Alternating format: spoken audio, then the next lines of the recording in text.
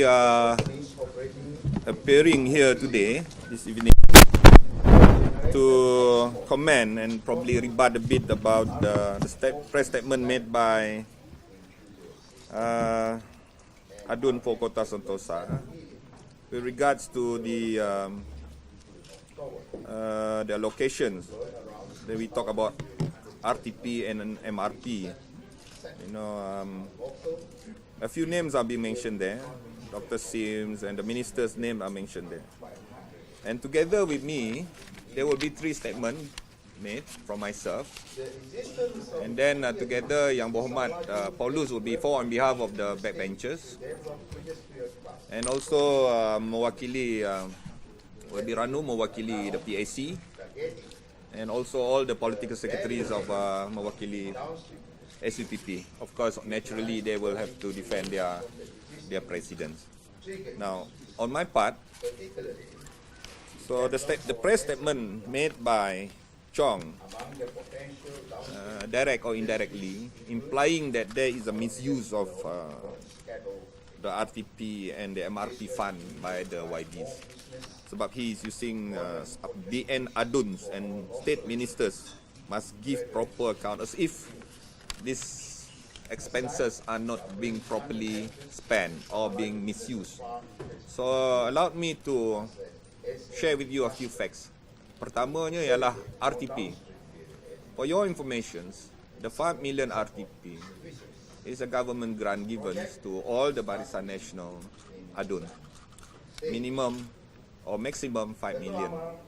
So how this is being spent is not, I have to repeat, the 5 million was never, I think I've made this statement many times before. It's not that we are given a 5 million cash into our account, direct or indirectly. The 5 million allocation for RTP, Rural Transformation Project, is when, for instance, I give you an example. For next year, RTP, all the YBs will have to go through a labs in their respective division. I give you an example. In my case, in my kawasan is under Mukah and Sarike division. Some part of my kawasan under Mukah division, some part under Sarike division. So what I will do is that I will submit a list of projects in my kawasan to the respective resident, to pejabat residen Mukah and pejabat residen Serike yang mentadbir ke dalam kawasan saya. So the list of project, it could be many, it could be small, depend on the value of the project. And this list of projects, we are advisable up to 5 million. So this is the project, and then after they go through the list of it and estimate value of each project, and then I will sign the list. I agreed this list is to be implemented next year, 2018. So basically, once the project is agreed, the implementing agencies such as JKR, DID will start to implement the project, to do the project. So as what we requested. So yeah, yes. Based on what we submitted lah, and based on the valuation. That's how it works. We never hold the money. So the fund will be channeled to the respective jabat resident atau agensi berkenaan. That's how the 5 million is being spent. And that is the general rule in anywhere. Of course, there are some critics say why certain kawasan hanya 5 atau 6 projek saja. But depend, if one project is cost 1 million, of course they got 5 million only. But remember, you must take note of this term used in the RTP, which is Rural Transformation Project. This RTP, if you notice, 4 of us here represent the rural area. It really helped. Why RTP was introduced by Totnan last time is to expedite all the small projects. Last time we rely on the PIAS from the SDO, Federal Fund. And it takes some time, for me to repair my jetty and probably YB Martin Ben to repair the small road in his kampung, in the Tuan Rumah, and then your area also. When we are waiting for the federal fund, it's a bit slow. Sometimes it's 5 or 6 months. So with the introduction of RTP, a lot of those small projects are being implemented very fast. and done very fast. And this one I have to put also on record. The RTP adalah peruntukan kerajaan negeri. That's how committed the state government in addressing all the rural project. Yes, that really helped. Bearing in mind 2/3 of the Barisan Nasional YBs in the Dewan are from the rural areas. That really helped us.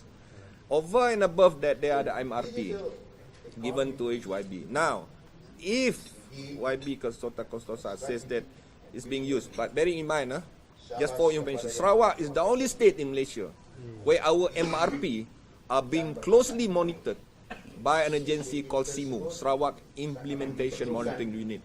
All the YBs, we have what we call scorecard. It's being reviewed almost like quarterly. So how we spend, what projects are being channeled to. So we have a scorecard there. So it's wrong to assume that there is any way that the YB may misuse the MRP. It's well monitored, and we are the only state who have that system. And if they need to know more, they can make inquiry with SIMO. But then again, is ironically, Chong make this assumption of misuse of the fund or no transparency when one of their representative, which is Yang Berhormat Chiu from Tanjung Batu, is a member of PAC. And another one is YBC Sichihao is also in the PIC, and they can address this management of this fund during the PIC. I believe is being duly deliberated and being scrutinized at the PIC. Yang Berhormat Kota Sota could have make some effort, a courtesy, by asking his fellow YBs in the AP whether this has been fully addressed and things like that. So rather than going to the press and make this kind of scrupulous and wicked assumptions, against the government, and bearing in mind also our financial management of the state are being closely audited, and he can go through the audit.